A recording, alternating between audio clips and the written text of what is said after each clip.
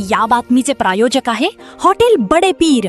आमचा पत्ता विजापूर वेस व दुसरी शाखा मुस्लिम पाच्छापेठ सोलापूर। सोलापुरातील मंद्रुप पोलीस ठाणे हद्दीतील बरूर येथे शेतीच्या वादातून एका कुटुंबावर निर्घृण हल्ला करण्यात आला आहे। चाकू, तलवार, सळई आणि लाथाबुक्क्यांनी हल्ला करून 7 जणांना गंभीर जखमी करण्यात आले आहे। यातील 3 जखमींची प्रकृती चिंताजनक आहे। सोलापूर जिल्ह्यातील मंद्रुप पोलीस ठाण्याच्या हद्दीत 10 मे 2026 रोजी दुपारी 12:30च्या सुमारास ही घटना घडली। मल्लप्पा ख्याडे यांच्या कुटुंबावर नागनाथ गायकवाड यांच्यासह 8 ते 10 जणांच्या टोळक्याने चाकू, तलवार आणि सळईने हल्ला केला। या हल्ल्यात श्रीकांत मल्लप्पा ख्याडे, गंगाबाई ख्याडे, वनिता मल्लप्पा ख्याडे, श्रीकांत मल्लप्पा ख्याडे, सुजाता श्रीकांत ख्याडे, जयश्री सिद्धाराम विभूते आणि गौरवाई अळकुंटे हे 7 जण जखमी झाले। जखमींना तात्काळ मंद्रुप येथील सरकारी रुग्णालयात प्राथमिक उपचार देण्यात आले। त्यानंतर त्यांना सोलापूर येथील श्री छत्रपती शिवाजी महाराज सर्वोपचार रुग्णालयात हलवण्यात आले आहे। यातील 3 जखमींची प्रकृती गंभीर असून त्यांच्यावर सध्या उपचार सुरू आहेत। सदर घटनेची नोंद सिव्हिल पोलीस चौकीत झाली आहे। घटनेनंतर जखमी कुटुंबियांना माध्यमांसमोर तात्काळ गुन्हेगारांवर कठोर कारवाई करण्याची मागणी केली आहे।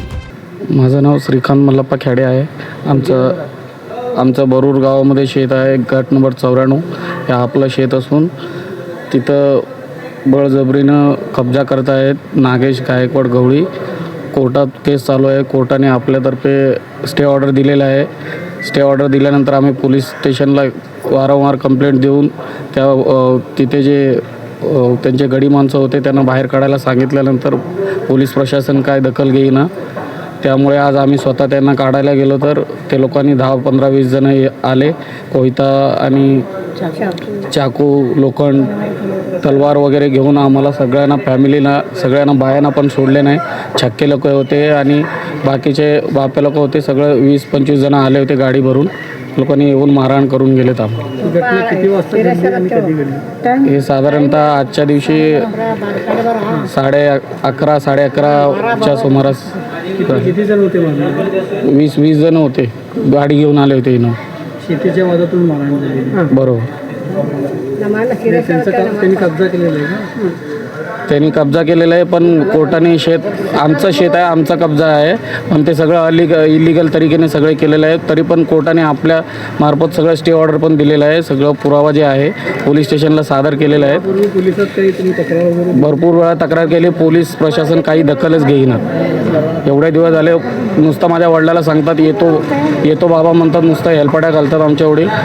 नाही, इकडे SP ऑफिसमध्ये पण जाऊन आले ते मंद्रुप पोलीस स्टेशनवाले, पण कोणच काही सपोर्ट करत नाही।